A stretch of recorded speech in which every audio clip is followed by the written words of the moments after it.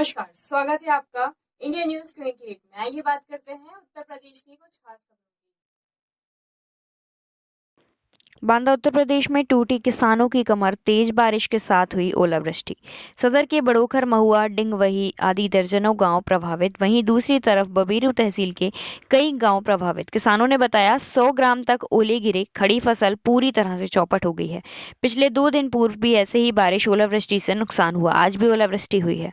मौसम की मार से परेशान किसान, खेतों में किसानों की बड़ी फसल चौपट। बालकृष्ण पांडे, ब्यूरो चीफ, चित्रकूट धाम मंडल, बांदा।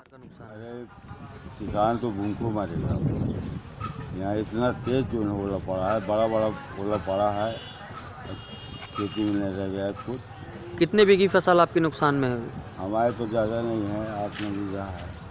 क्या क्या बोया था इसमें? उसमें लाही है, चना है, गेहूँ है, सब बर्बाद फसल से।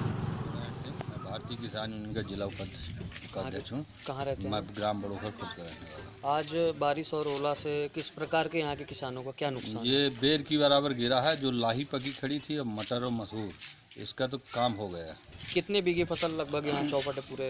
अब उस रकबा में जो बोया था मटर, मसूर और लाही, वो तो उसका काम हो गया। बचा गेहूँ, उसकी भी बाल निकल रही है। जो ओले उसमें पड़ जाएंगे, उसका वो भी दागी पड़ जाएंगे, और इसी में नुकसान हो गया किसानों का।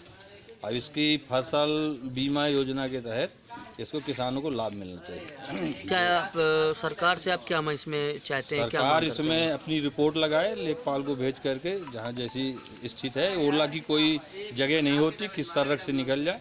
ग्राम पंचायत स्तर से जहाँ जहाँ ओले की प्रभाव ज़्यादा हो, वहाँ उनको फसल का मुआवजा मिलना चाहिए।